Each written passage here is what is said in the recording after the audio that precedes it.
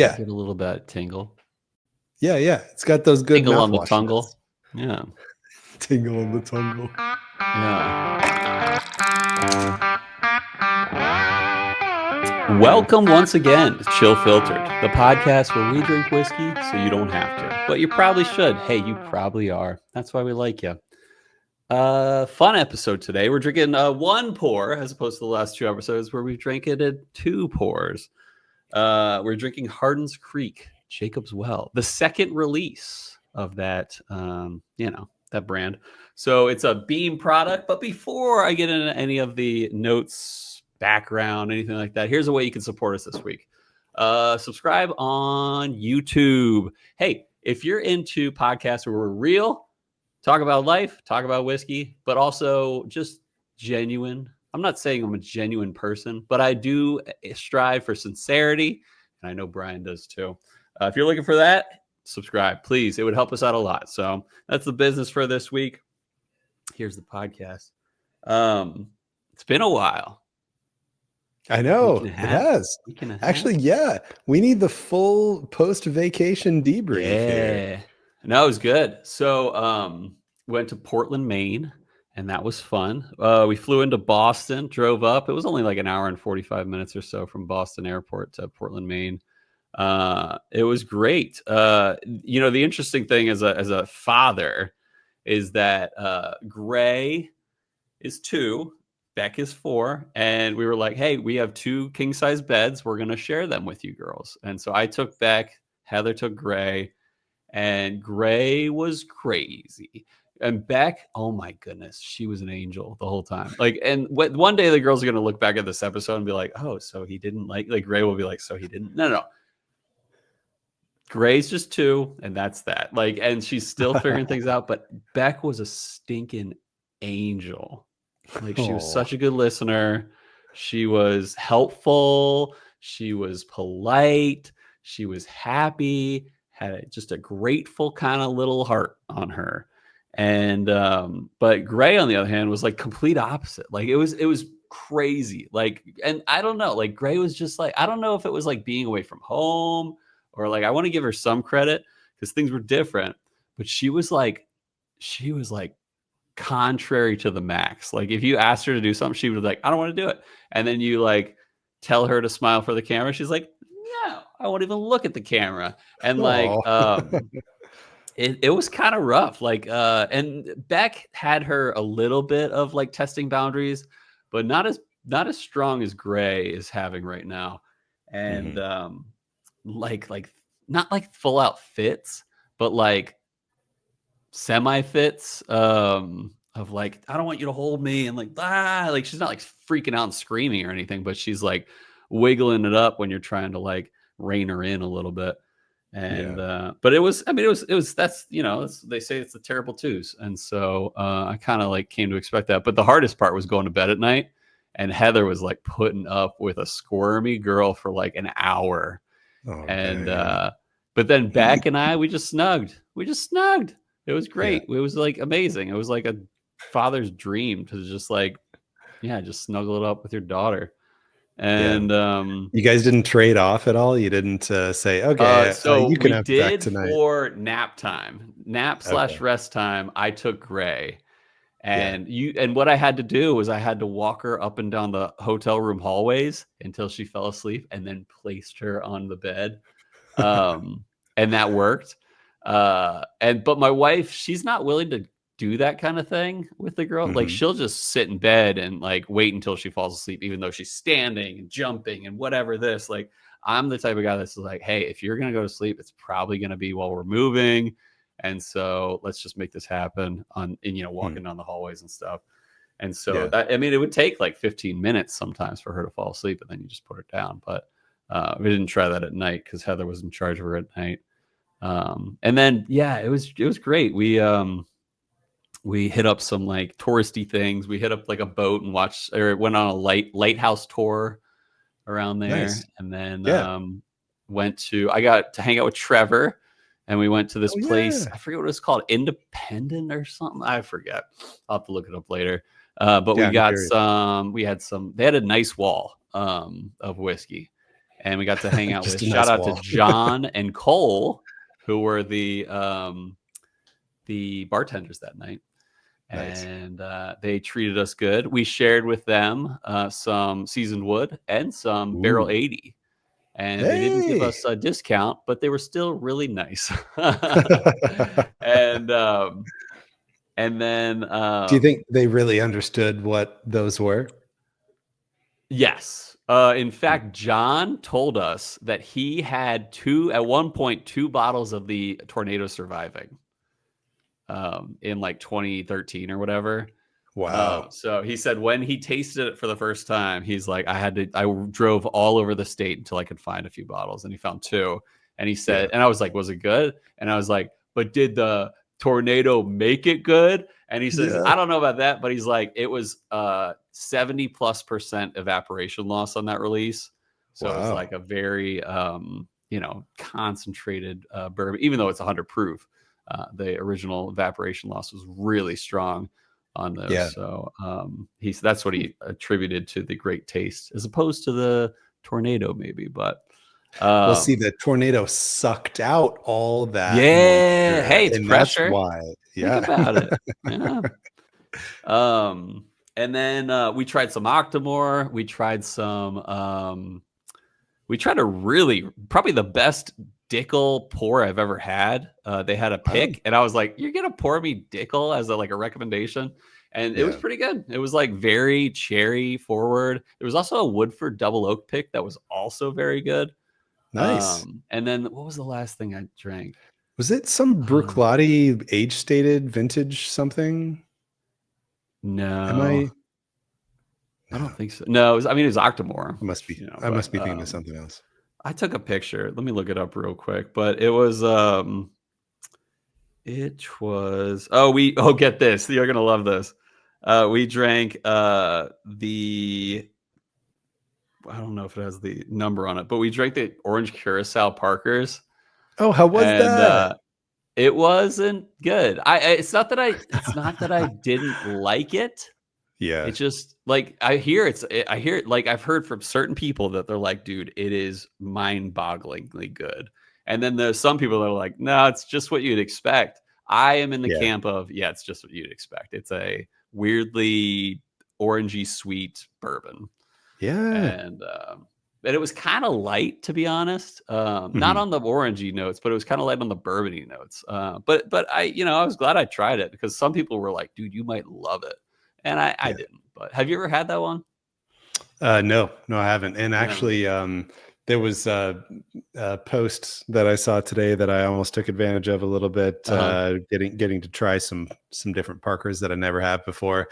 And I didn't decide to spend any money or anything, but I saw that on there, and it was by far the cheapest. It was like an ounce of that for $15. 15? That's funny. Yeah. Have you ever seen like a bottle of the 27 year like anywhere? Yeah, secondary. Even unicorn auctions within the last couple of weeks. I guess I haven't thought of that. Yeah. Do you know how much it's valued at, the 27 year? I want to say on unicorn 15, auctions, I thought like $3,000. I could see $3,000. Yeah, I think. Anyway. Yeah. You don't often run into a classy distillery having a 27-year-old bourbon. So yeah, I think it's 98 proof, if I remember correctly. Oh. So who knows? Mm-hmm. Yeah. I could have sworn you sent pictures, but maybe I'm thinking of when you were with Floyd and you were sending pictures from the bar. Maybe that was it. Yeah, because I feel like I did have some sort of Bruichladdich kind of thing, but I did also send you the Black Arts, or is it Dark Arts? I forget, that I found at an ABC store, but I didn't buy it. It was like a full bottle. That's right. Yeah, that's right. And then so yeah, it was a good time. It was better than I even expected, which is awesome on the trip. It's great to see Trevor. We picked up right where we left off. Yeah. And then what was I thinking? Did you go to any stores or just bars? Oh, they were terrible. There was there was either grocery stores or some, brick and mortar shops. But I looked it up and it was like state controlled, but apparently it sort of wasn't. Because it was at grocery stores, but then again, Ohio's pretty state controlled and they're usually at grocery stores. But it was the worst selection I've seen as a state. Wow. I did go to a New Hampshire one on the way though, and they had a pretty good selection, but nothing stand out. Nothing worth buying for me. Yeah. You were Maine, like it had like there it is. Nothing special. Like it was I found the minimum whiskey. menu from some restaurant or something you were at where they had let's see. Oh yeah, that was funny. They had like Balton's whiskey and like Balkenny and Mick Callan without an A at the beginning, just Mick Callan. And some of these prices, man, Blood Oath packed 7, a pour of it for $280. Who would ever spend that money? And like, what was it? Willet Pot Still was over 100, or was it like 85 or something like that? Willet Rye, just like I assume it was just the 4-year. Yeah, it was probably Family Estate 4-year. Was 135, and then there it is. Pot Still was 85 for a pour. How does that make any sense? Like the bottle. I saw the bottle at a Maine liquor store for less than that, I want to say. Yeah, I'm sure. Yeah. It was crazy. It was like this. I basically, for those who don't understand what we're saying, I basically took a picture of a restaurant whiskey menu, and none of it made sense at all. And you're kind of getting the picture. It's like there was severe misspellings. There was a proof that was probably supposed to be 119 point something. It was 199 point something. Like Baltons instead of Blantons, stuff like that. It was just funny. But then Weller 107 pour for 19 isn't the worst thing I've ever seen. No. And did you see that Pappy 15 was the same price as Old Rip 10? Oh yeah. That's right. So dumb. Like I was like, who put this together? Who has any idea what they're doing? So yeah. Maine. So 2 questions for you. Yeah. What are you entry buzzing on? And why have you been regretting your purchases lately, as you told me before this episode? Good question. Good question. Mm-hmm. What am I entry buzzing on? I'm entry buzzing on, since we are drinking today, the Jacob's Well. It's a 17-year beam at 109 proof. I'm drinking a 14 and change pick of 120 proof knob here. Nice. So at least it's an older knob, and hopefully, we'll see how that compares to the Jacob's Well. So what are you drinking though? I have a Beam product myself that is in a Knob Creek bottle. I am drinking the 1980 decanter that we opened for the last meetup in Phoenix, and it's 80 proof, I believe. The decanter was, and it is 8 years old, I want to say.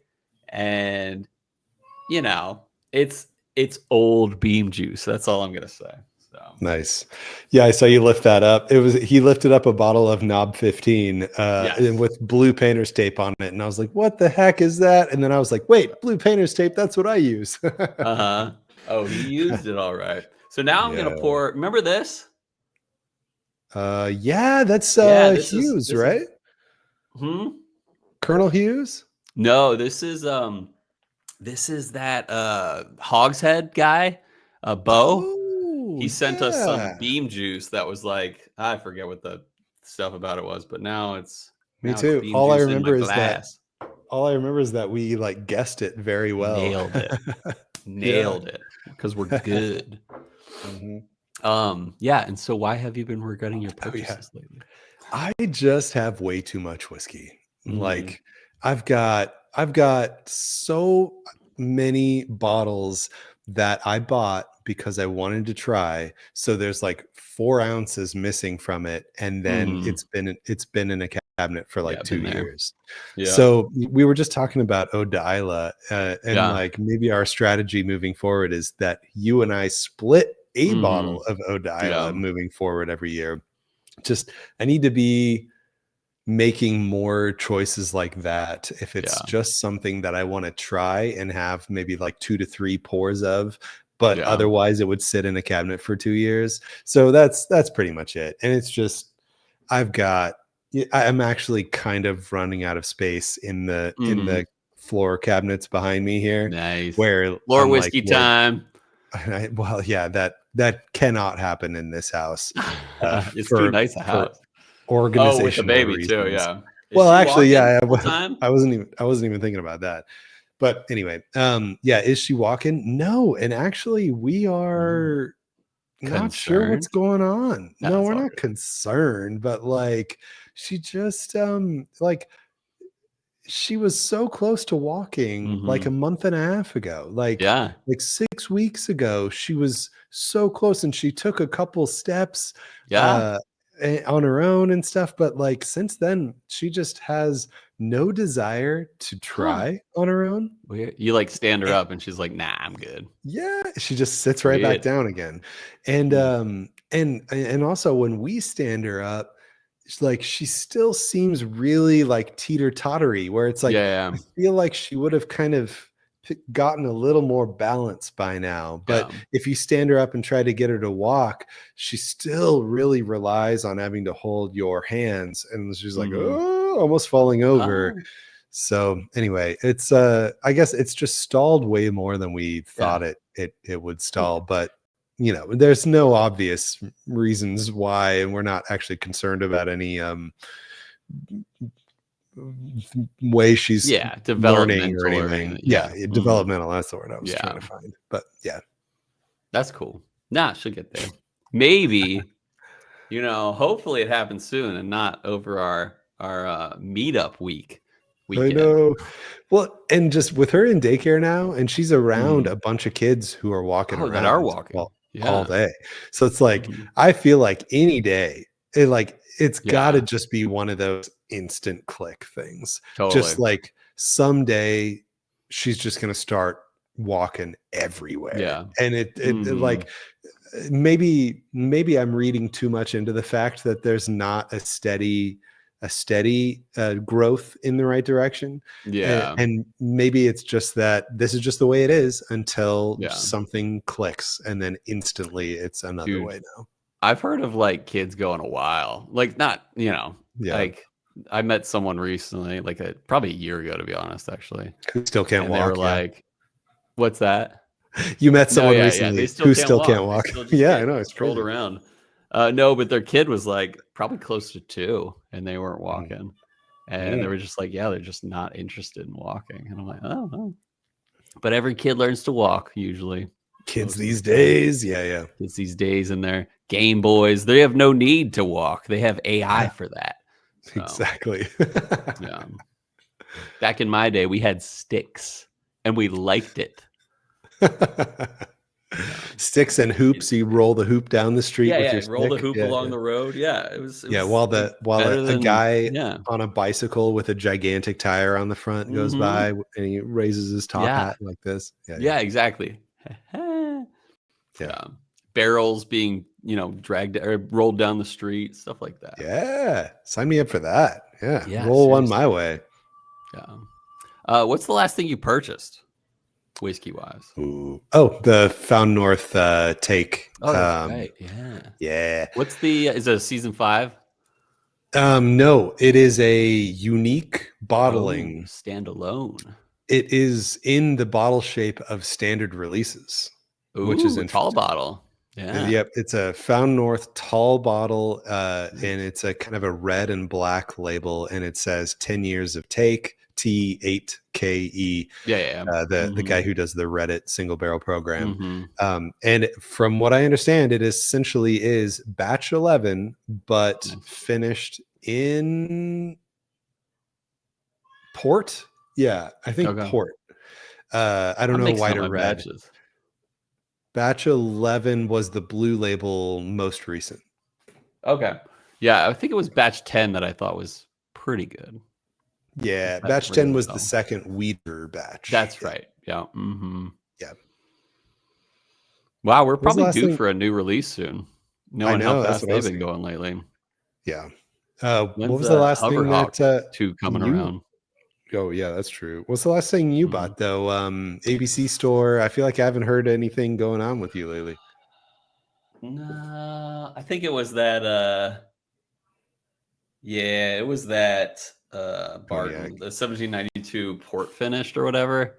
Cognac. Or no, Yeah, cognac yeah. finish. That's what it was. Cognac finish. Yeah. And it was And by I mean I'm probably gonna give the bottle away. Yeah. It was I to give away. Yeah, exactly. Yeah. But I'm just keeping an eye on these drops, man. Apparently I missed. Did I mention that I missed they had a big drop recently. There was a George T. Stagg that came through my store. Through your store? Yeah, just one though. Somebody else I know in Virginia said that Virginia ABCs were starting to get some like lottery leftover stuff. So was that while you were on vacation? No, I just missed it. I think it was on like a Friday, and I had showed up that morning and not again. And then later that day, it's dropped without me realizing. But there were only 3 bottles in that drop. Or no, there might have been more actually. But the big 3 were 2 Blanton's Golds, or should I say Balton's Golds, and then 1 George T. Stagg. Yeah. All right. Here's a question for you. If you got to the store and they said, "Yo, dog, there's a GTS in the back," would you have just stayed there? And how many hours would you have stayed there for it? Oh, if like in the back room, you're saying? Yeah. It's so hard because it might not be that it's day. Back there, but we don't. Okay, all right. Well, if I know it's going to come out that day, that's a different story. I would be in and out of that place every 30 minutes. But I might not stay in there. If it's a weekend, I would talk to Heather and be like, "Hey, I need to like chill here." But if it's like, can you bring me a sandwich? Or no, it's right next to Marco's Pizza, so you can just grab a pizza real quick. Exactly. So, no, it's a hard one with that because, like, yeah, they like need to work. So, yeah, I know. Yeah, but yeah, that's life. How we doing? We're late. We're running late. But we're doing good. No one cares. Everyone cares. People love to hear us talk about life and whiskey and stuff like that. So, anything else before we get into the history this week? No, sir. Okay. We'll send it to break and we'll be right back. We'll talk about some history of Jacob Beam.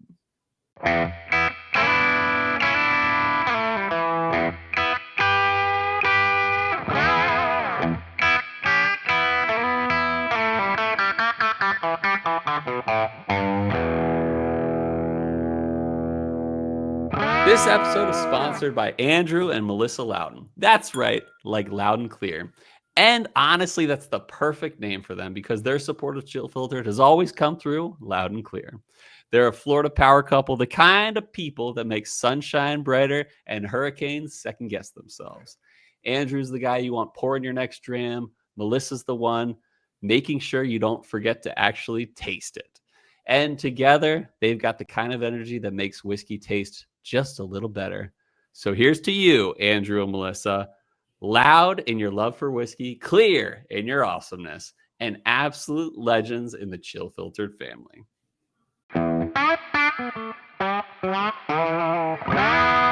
We're back. We got some notes to get to, though.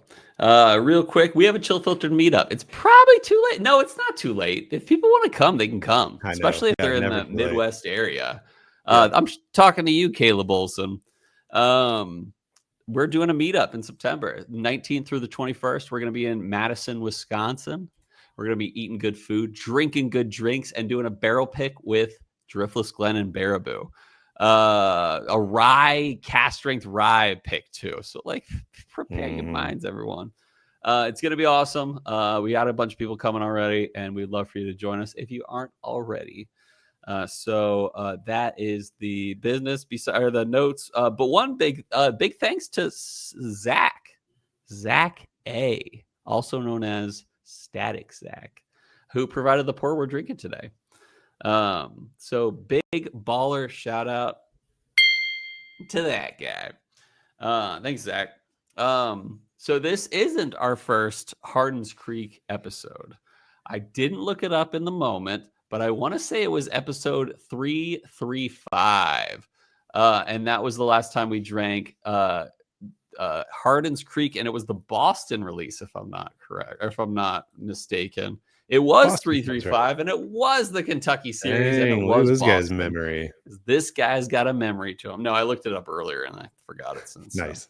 But that is a Hardin's Creek. But this is definitely not our first Jim Beam or James B. Beam distillery product that we're drinking. But that's what we got today. Hardin's Creek, Jacob's Well. This is the second release from them. So we've talked about Jim Beam. We've talked a little bit about Hardin's Creek, but we haven't talked about someone named Jacob Beam, the namesake or whatever of this pour we're drinking today. So that's what we're going to talk about.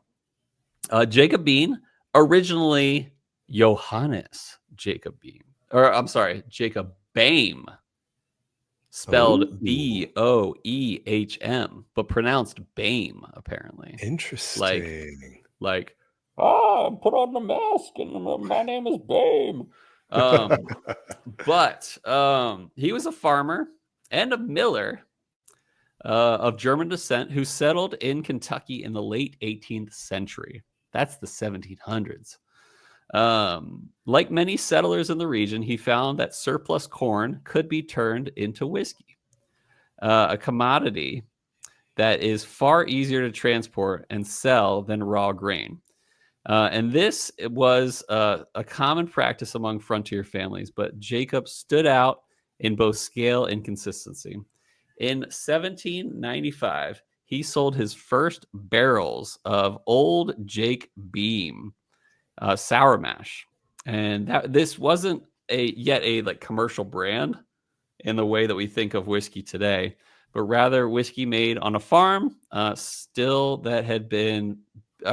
Made on a farm still that began building a reputation for quality. The sour mash method, which Jacob Beam employed, helped ensure a consistent flavor across batches, and a pioneering move at the time. He wasn't the only one doing it, but it was kind of a newer thing at the time, especially in American whiskey, when whiskey could often be rough and inconsistent. So Jacob's whiskey was largely sold locally at first, but word spread, and Kentucky was becoming a hub for distilling thanks to its fertile soil for corn, limestone filtered water, and climate favorable for barrel aging. Jacob's approach, taking farming know-how, applying careful process, and producing whiskey that people trusted, kind of laid the groundwork for a family tradition in the Beam family. Where did I leave off? Though Jacob himself only produced on a modest scale, his descendants carried the vision forward. His son, David Beam, took the operation from a farm distillery to a more formalized business, expanding its reach, and each generation after added to the legacy. Refining the product and increasing distribution until the Beam name became synonymous with Kentucky bourbon. Jim Beam came after David Beam. I don't know if he was directly after David Beam, but I think he actually was.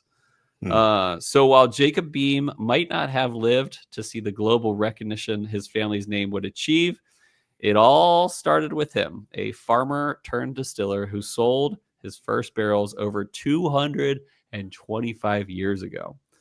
Without Jacob Beam's decision to turn corn into whiskey in the backwoods of Kentucky, there would be no Jim Beam, no Bookers, no Basil Hayden's, and certainly no Hardin's Creek Jacob's Well that we're drinking today. So what we're drinking today, the second release of Jacob's Well from Hardin's Creek, the first release was a 15-year 4-month. And that came out in 2022. But the second release was a 211-month, aka 17 years, 7 months. And I believe this came out in 2024. What's that? What a weird way to put it too. 211 Yeah, I months. don't know why they're doing that. Yeah, Like but I I had to guess they're do just some trying to real make it math to sound. figure out what that was. Yeah, come on. I don't know my base 12 or my mod 12.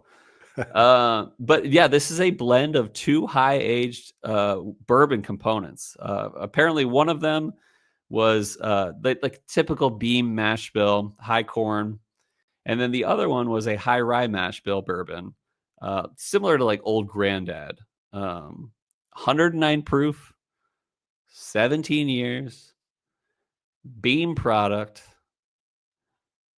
beans and bears, and yeah, the first release was 150 bucks. The second release was 170.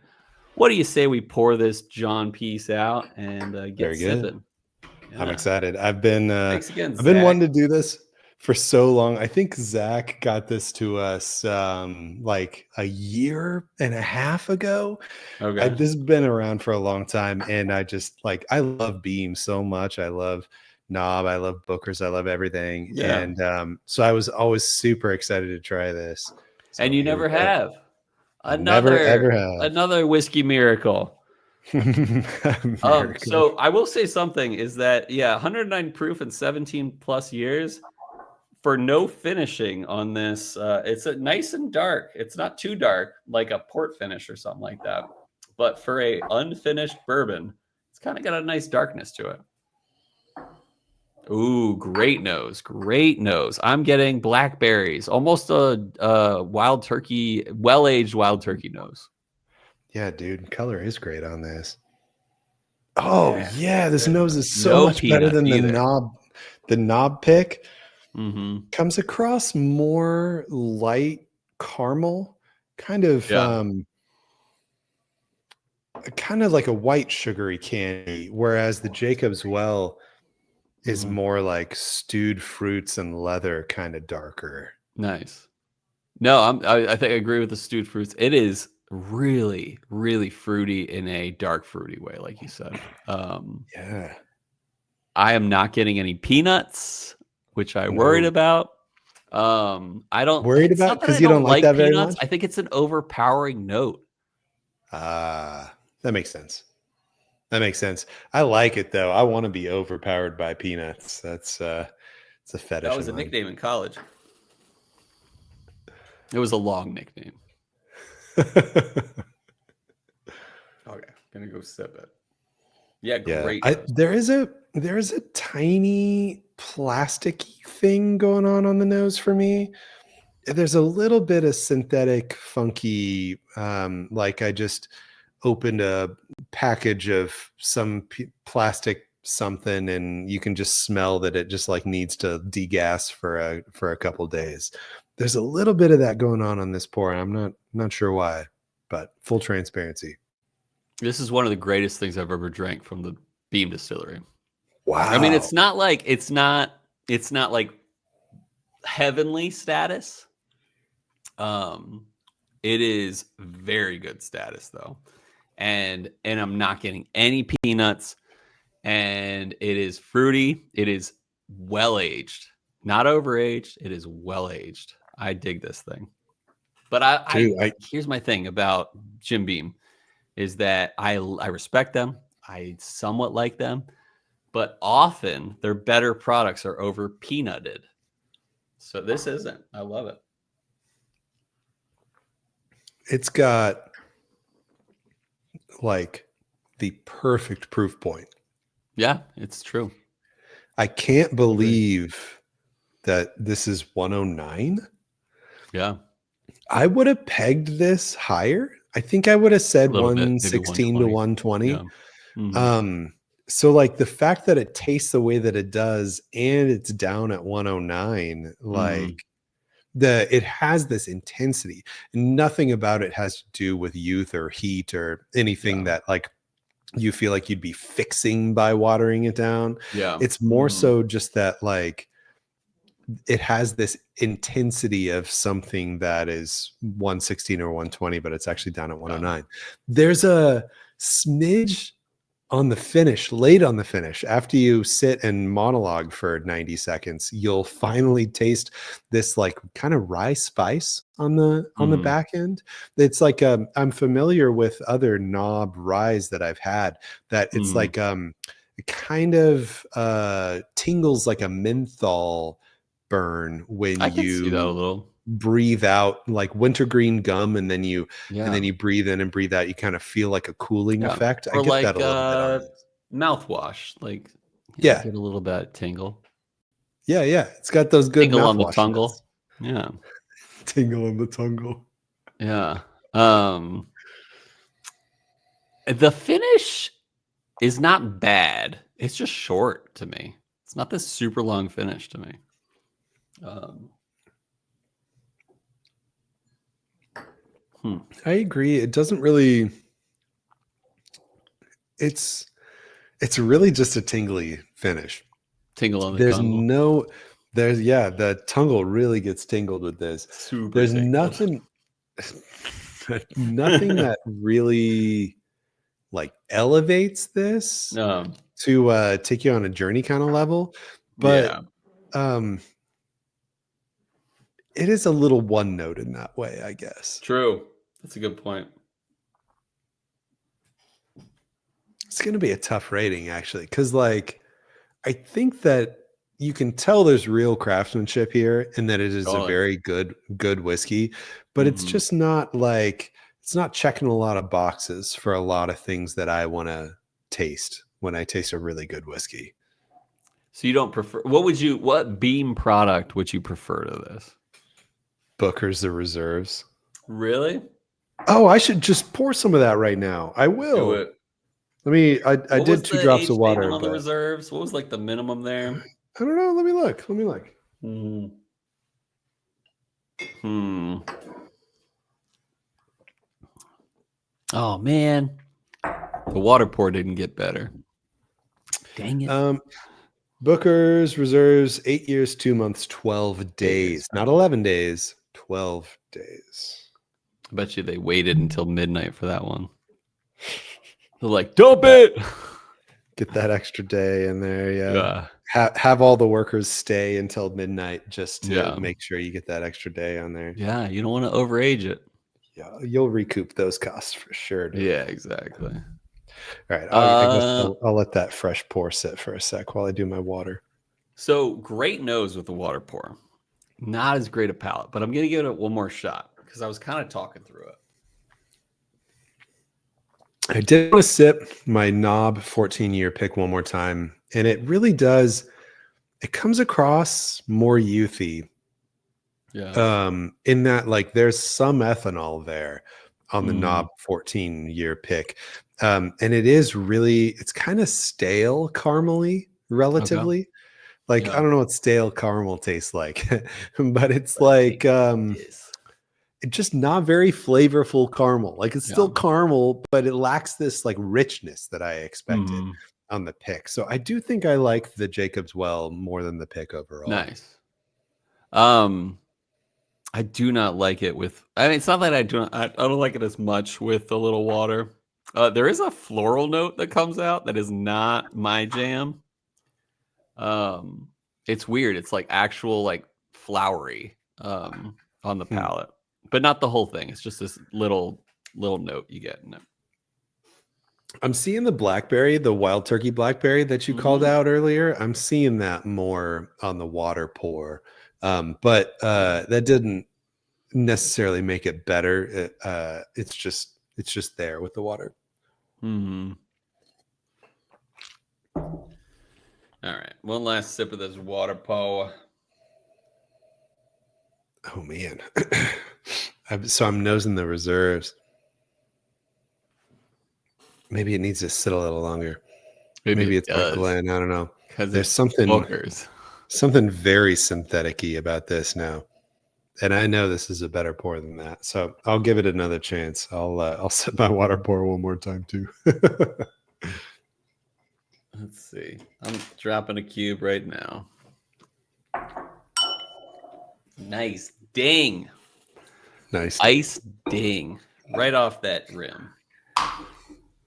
Nice ice ding. Hey, by the way, I started to really fill out our ideas for where to eat when on the trip. On the meetup. Yeah, to the point where, like open tables, so easy to make reservations. Oh, do it. Yeah. I even slammed in a couple of reservations on open table for a couple different times and stuff. So we're rocking and rolling on that. You did the right thing. Dude, thanks for doing that. Yeah, no problem. Nose is great with ice. It's very, very nice oak on the nose, not overly sweet, not overly dry, not it's just like perfect oaky nose with ice. A little floral too, almost like kind of reminds me of Four Roses a little bit on the nose with ice. With the roses. Mm-hmm. The palate sucks. Yeah, comparatively to me. Yeah. It's not terrible. Like it's not, but it compared to the neat pour, it sucks. Yeah. I shouldn't have put it at that proof.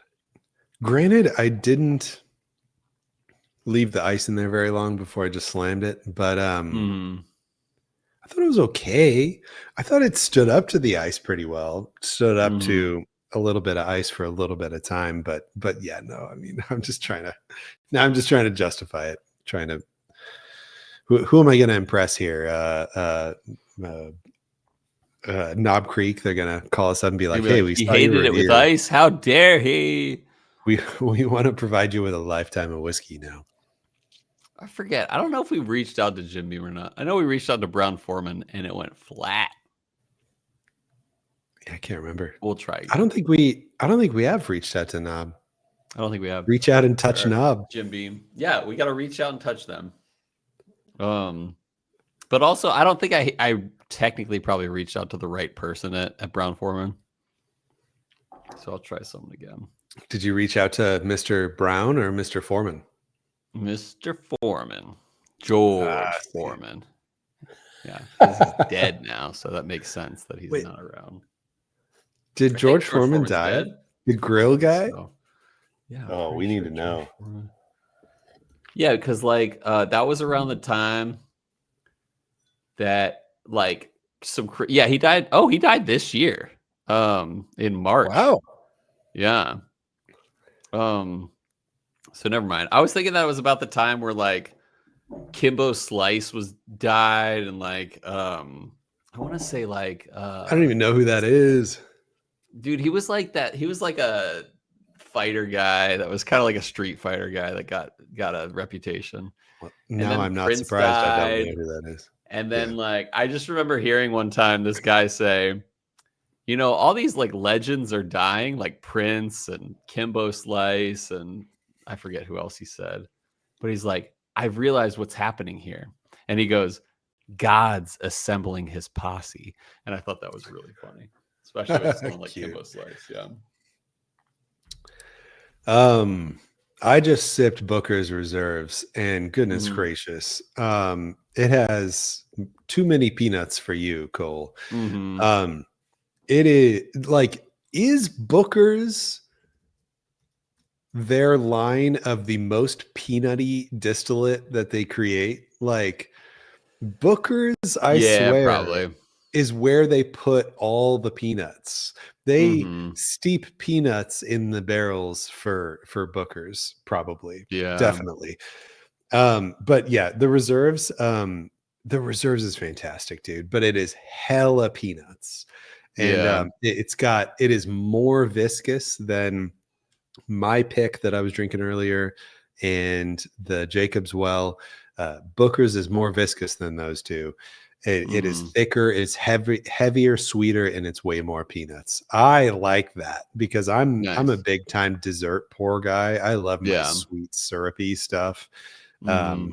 Granted, I don't think that it is the better whiskey necessarily if it's like super sweet and stuff, but I just love it. I just love it. So yeah, I think overall.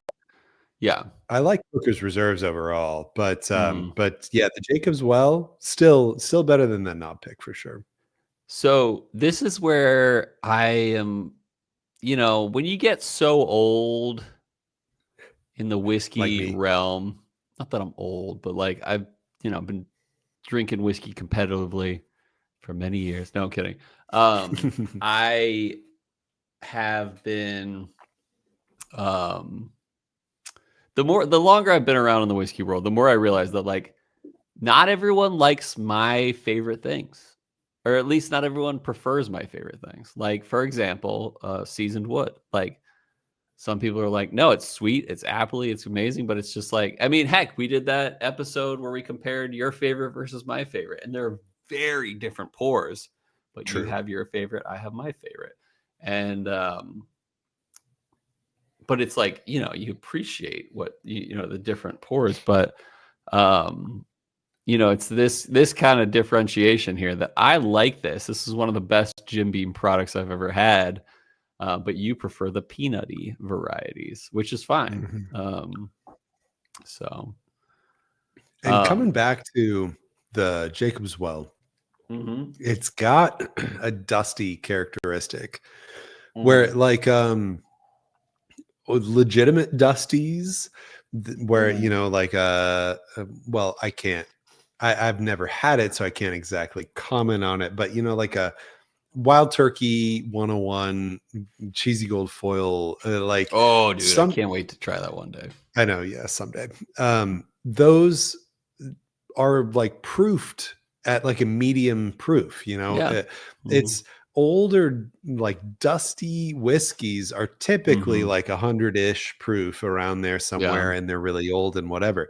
Well, for what it's worth, they did proof down Jacobs Well to 109. Yeah. So it's got this feeling where it feels a little dusty to me. It's proofed down a bit, and it is 17-ish years old. I feel like it's got a lighter, more delicate, dusty relative to the Booker's Reserves, at least, which is just sweet peanut bomb. No, for sure. It's good. It's good. Also people that died around when Kimbo Slice died. I'm glad you're bringing us back to this. Yeah, good. Get us back on track, David Cole. friggin' Bowie, who is like such a legend. And then one of the other guys the guy mentioned, Muhammad Ali, died that year as well. So yeah. So did Carrie Fisher, but she's not as much in God's posse. Maybe she is. Maybe she is. I forgot she passed away. Yeah. Yeah.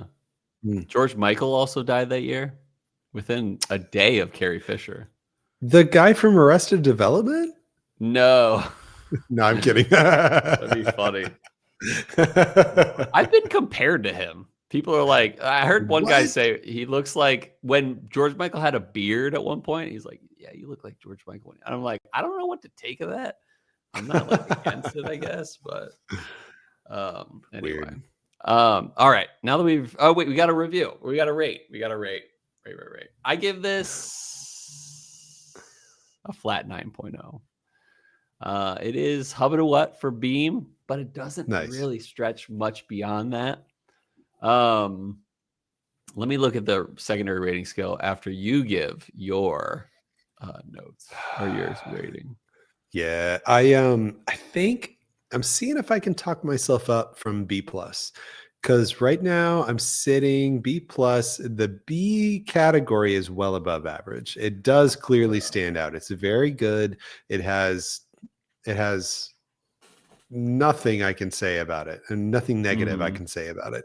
It really just doesn't, it's not as rich as I want it to be. There's nothing about it that's bad. There are just a couple holes that would make it so that my personal preference would elevate it a little bit. And those holes are like some rich, syrupy, sugary, heavy. Maybe the finish kind of takes it in another direction. Yeah. It does have a lot of great attributes. I love the oak. I love the spice. I love the little delicate floral dustiness a little bit. Yeah. But I don't want to give it Hubba What, and I kind of don't want to give it the A. Oh man, I'm so close. It might have to be a A minus minus or B plus plus or a B plus plus. I don't know. It's right there. It's so close between extreme. It is extremely solid and well rounded. I have no substantial negative comment. All right, fine. A minus. All right, you got it. B plus. I'll Congratulations. Okay, all right, good. We'll average out then. Whew. Yeah. All right. Now that we've given our ratings. For what it's worth, I said it was going to be hard for me to rate earlier. It really is. So yeah, it's a minus, B plus minus, A minus plus. There you go. Would you buy it for 170? For 170? Yeah, I think I would. I do feel like it's that good, but I want to say secondary still like maybe 250. It's pretty decently above retail on secondary. So I don't think I'd pull the secondary trigger, but I'd pull the primary trigger. I don't think I'd reach as far as I might pay 120 for this. Maybe. Mm-hmm. That's about what I would think. So, all right. Now that we've given our ratings, let's move it over to our next segment of the show that we like to call Whiskey World News.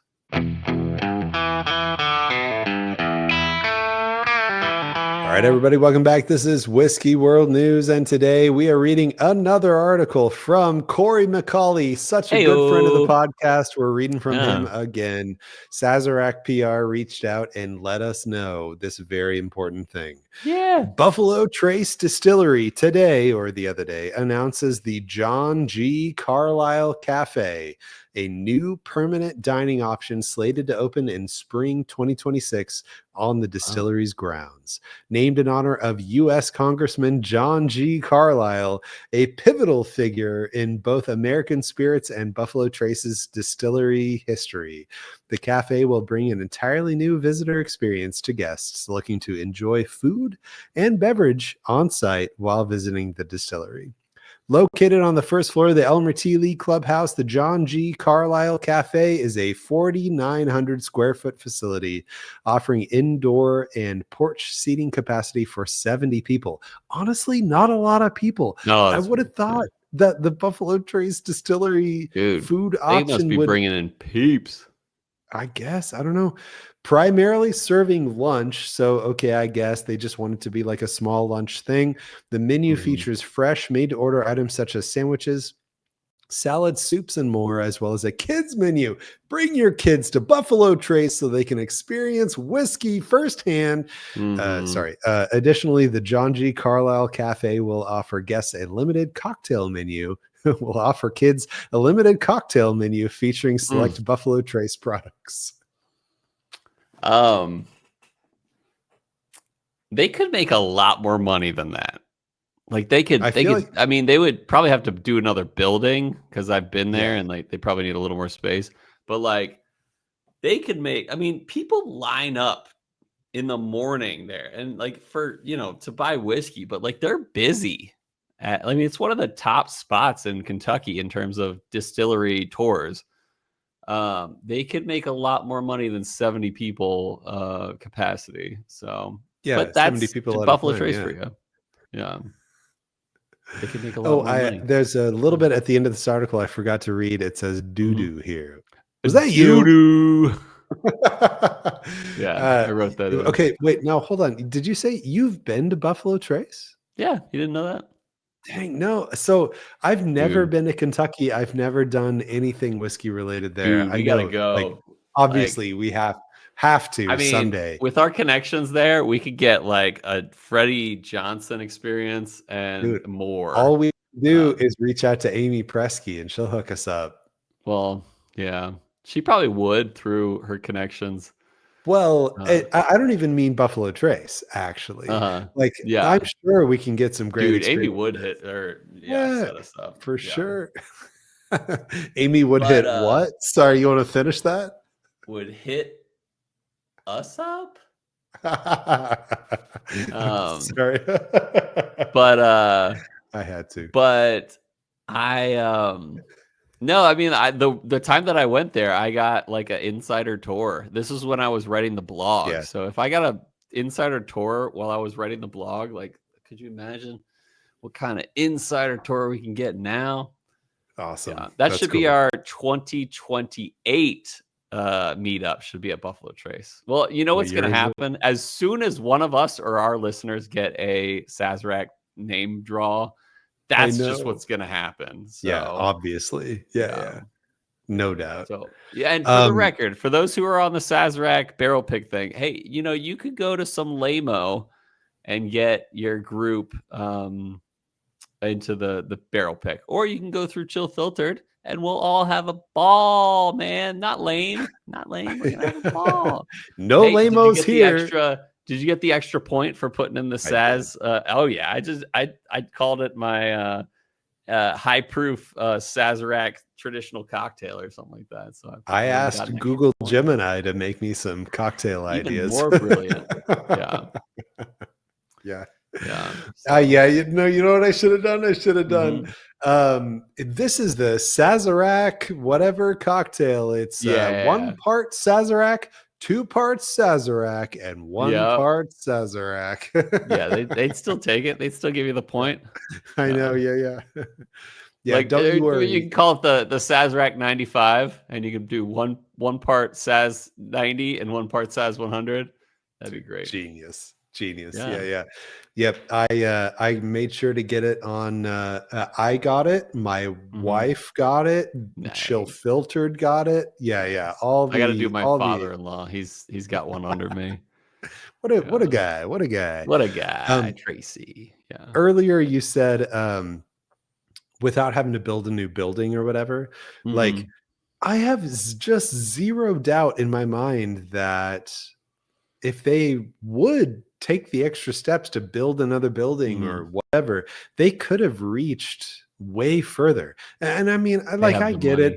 It. I'm not a business owner. I don't know risk and stuff, but maybe this is just risk mitigation to make sure that they can feel confident that there's enough interest in this or whatever. But like, there has got to be enough demand out there where if they reached way further capacity than 70 people, everything would have turned out just fine. Turn it into more than just lunch. Yeah. Like it seems low risk. I mean, all the other distilleries are doing it. I know. Totally. Yeah. Why not make money? Why not make money? That's the best question. That's the question. But I have another question for you, Cole. Bring it on. What whiskey would you choose? So actually, in digging through what whiskey would you chooses, I found a couple weeks old one that we forgot to do. Because I think last episode you were like, wait, isn't there another? And I was like, what? Yeah. So the other one that I missed was finished bourbons. Convince Bryan that bourbon can be finished well. But first we put it up between Cole and my votes. Cole's was Isaac Bowman port finished. Mine was the World Whiskey Society 10-year port finish. Interestingly, we got a lot of votes, I imagine, too. Yeah, well, and it ended 50-50. I can promise we got more than 2 votes. Yeah, exactly. Yeah, but it wasn't us. It ended half and half here. So that's pretty cool. Not often do we end with a tie, but we got, the amount of write-ins will be a testament to how we got more than 2 votes here. Whiskey with Max says barrel dovetail. Now I got to admit, dovetail might be my least favorite of there's dovetail and Armida, that's it. And and Seagrass. And I think Seagrass is rye, so dovetails. Yeah, that's true. So anyway, now to give him some sort of out, he said barrel dovetail question mark. So maybe he was just asking. I'm not sure. I'm not sure. Let us know, Max. But we got Whiskey Drinking Panda here. He sent a picture. We love pictures. Thank you. It's a picture of Still Austin Cognac cask strength finish. Nice. I bet Still Austin has yet to put out anything that I don't like. So we gotta feature them. We got to reach out to them, to be honest. I know. Yeah, for sure. And I'm curious, like Whiskey Shaman, have you had the cognac cast strength still, Austin? Do we need to hook up Whiskey Shaman and Whiskey Drinking Panda together for the Whiskey Drinking Panda Shaman a showdown here where you can share the cognac cast strength, maybe? But we got Cody Clark. He says Penelope Project X and Dragon's Milk toasted and finished. But so really, I've had the Dragon's Milk one, and that actually was kind of cool. Okay, so I haven't had any Dragon's Milk. I haven't had any Project X Penelope or anything like that. But Cody Clark does admit rye is better for finishes. So. It is better. So we got a write-in from Spirit Filled USA that just says rum. Oh, rum finished bourbon, I guess. Like, all right. Like go to your rum. Yeah. Oh, they're distilling rum, huh? Matt Town Marketer. North. Matt Town Marketer says, "I got nothing."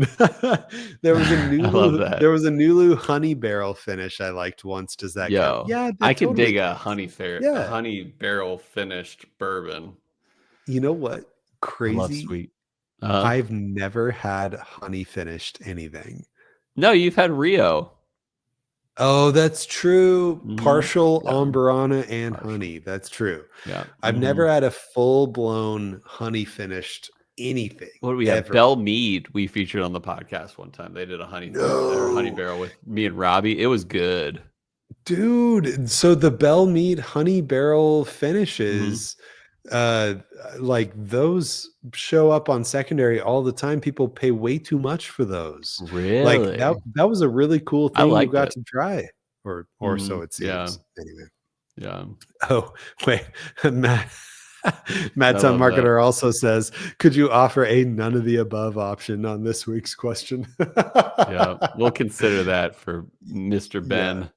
Yeah, when Cole and my options are two weird things maybe no one's ever tried before, maybe we'll throw in like none of the above. Here's your out. Yeah, right. Kilted 518, he says, I'm with Cole, Isaac, Port, Bowman finish, doubling down there. Oh, and we got a Whiskey Shaman right in here. He says, Garrison Ladybird, cognac. Ladybird. Apparently, Ladybird is also honey finished. So there's another honey finish. That's right. So very good. Very good. All right, we got a second question. We do. So the more recent one here was which distillery? It's the Distillery Showdown series. Which distillery do you like more? What we were drinking today, Beam versus Maker's. And I cannot believe it. Maker's Mark edged out Beam here just by a smidge, 56% in favor of Maker's Mark versus the 44 on Beam. Man, first off, just what's your takeaway? Do you think all our listeners are crazy or what? No, I think what did I vote for Beam? No, yes, we both voted for Beam. We all voted for Beam. Did we? Yep. Yeah, I think we did. But it's kind of like today's episode. It's like this is probably one of the better things I've ever drank from Jim Beam. And that's saying something. So true. But I appreciate prefer some Maker's Mark sometimes more than this. Well, like good, especially. Yeah. All right. Or like batch 1 of the Cellar Age, which just was announced. Cellar Age batch 3 is coming out with like a 15-year or something in it, or I forget. It's like 15. Oh, I don't know. I have seen it pop up on secondary. Yeah. I don't remember how much it was going for, brand new, but yeah, I did see that it was out. But we got some write-ins from Whiskey Drinking Panda sent a picture, and I forgot to enlarge it. Oh, wait, it says Makers 46 cast strength. There you go. Boom. Makers 46 cast strength from Whiskey Drinking Panda. Whiskey Shaman says Knob Creek Rye. Dude, Whiskey Shaman, have you had the 10-year rye? What'd they come out with? It was a 7-year rye. 7-year age-dated rye. No, wait. They brought the 7-year age statement back, but Knob also came out with a 10-year right now. Am I crazy? Am I making all this up? Crazy. I think it might be crazy. Skip next. Matt Town Marketer wrote in. He says Booker's, but I also have a Maker's Ambassador bottle. Yeah, me too. Aging. Thanks to Bryce Marita. You don't know about this? What? The No. Maker's Ambassador thing. No. Okay, so if you go on their website, you can like be an ambassador for Maker's Mark, and they will basically put your name on a barrel. And when that barrel finishes aging, you basically like can go pick it up The whole with barrel? like not the whole barrel. No, like a bottle from that barrel with your name on it.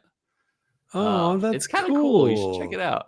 Look up their ambassador Yeah. stuff. Yeah, Okay, so Bryce now Marita told me about that. Yeah. to be clear, you're all not in this together, right? You all just kind of did it independently, No, and it's it's just probably different everyone can barrels. sign up and then their name will get on the next barrel available. Yeah. Okay. So it's not like the one that you would pick up came from the same barrel as Bryce Marita's, and No, we're not. No. or, Very unless it just coincidentally happened that yeah, you both but he submitted signed at the up same way time. earlier than I did. So yeah. Got it. Shout out to Yeah, that that's baller. cool. Yeah. Last one here, Cody Clark. He says bookers for ongoing releases or Hardin's Creek for limited. Ooh, And here we are drinking Hardin's Creek. How here we applicable are. is that? Shout out Yeah. to Cody Clark. Cody Clark has whiskey headed his way in one way or another, courtesy of me. Heyo. Yep. All right. Do you have a question for today? Because if you don't, I do. I do. It is the Okay, go for it. final. Make sure you Ooh. write yours down, but it is the final distillery showdown now. The final distillery showdown is Buffalo Trace versus Jack Daniels. Now, I was excited for this. Obviously, we know what Cole's picking. This is so wide-reaching because, like, people who don't even understand what whiskey even is drink Jack Daniels and like Jack Daniels. Now, granted, those aren't necessarily the people listening to this podcast, May not be. but we want to see what you guys think here. What is your favorite distillery? If you had to kill another distillery, which one is it? Because we want to know what you're picking for your favorite between Buffalo Trace and Jack Daniels. Cole, which is your favorite? Definitely Buffalo Trace. I like Jack Daniels, especially well-aged, especially single barrel, especially barrel-proof single barrel, and Coy Hill and stuff like that. And the 12-year, I mean, I got a 12 and a 12 and a 10 right here. But yeah, just Buffalo Trace is right up my alley of like sweet, appley, cherry-y, fruity. Everything they make is like kind of right up my alley. So I gotta kill Jack Daniels for this battle. Yeah. I think this is another one where we're voting the same because really, if I were to just boil it all down to the bottom core issue here, it's that the staple release, like Buffalo Trace, is just like miles beyond the like standard low proof shelfer Jack Daniels, just miles. And you can argue special releases all day. Jack Daniel's special releases are fantastic. I just recently the 2019 special release, I picked up one of those. Heritage. A normal amount of money, too much amount of money for that probably. But the Heritage from 2019, it's just fantastic. It's just perfect.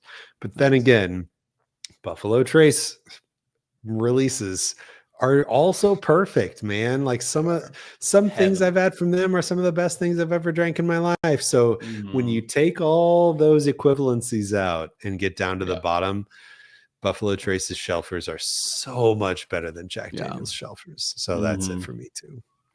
I like that. All right. What are we drinking next week? No idea, man.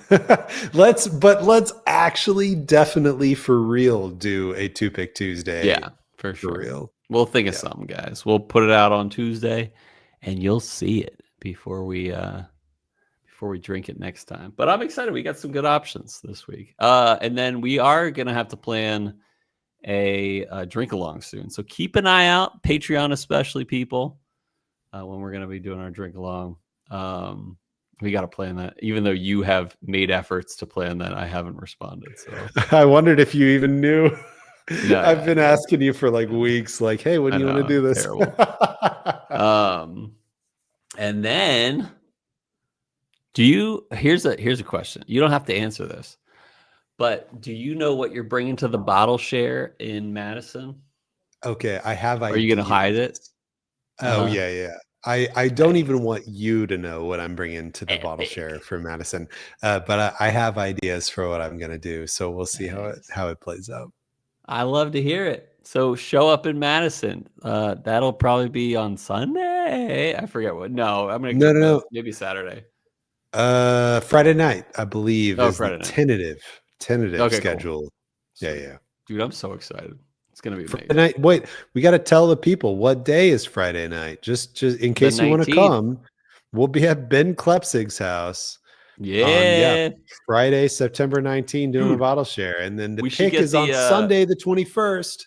we should get FYI, some glass nickel pizza on the way. You know what I'm saying? Ben glass. knows what I'm Wait, saying. no, no, no, no. Hold on. I've Oh, you got been something? all over Madison restaurants, and glass nickel pizza doesn't sound Let familiar. me What's look it up with up. that? Dude, they got like chicky parm pom, Hold which on. is a type of it's like chicken parmesan pizza that you can buy there, and then just Dude, put chicken yeah. parmesan on top of your pizza. Heck yeah. All right. Saved. Thank you very much. Neither you Dunskies. nor Ben in our chat said anything about glass Well, nickel that's pizza. so like that's not a sit down. That's a takeout. So it'd be perfect for a big Very good. bottle share. So Grab it on the way to Ben's house. Sounds good to me. I hope we do that. I know we'll do that. But most of all, no, I'm kidding. I won't start there yet. I also hope yeah, I'm looking forward to some pizza tonight. I hope I eat some good pizza. My wife is picking it up on her way home, so I hope I I can hope she enjoy some selfishly chose Marcos. Pizza Hut. No, I ordered it ahead of time, so it's on me. It's Marcos. Wow. But yeah, I hope those who are on the fence about the meetup can join us because we're gonna have a ball. Like I'm For sure. stoked. But most of all, listeners, viewers, friends, countrymen, I hope that our love of whiskey lifted your spirits.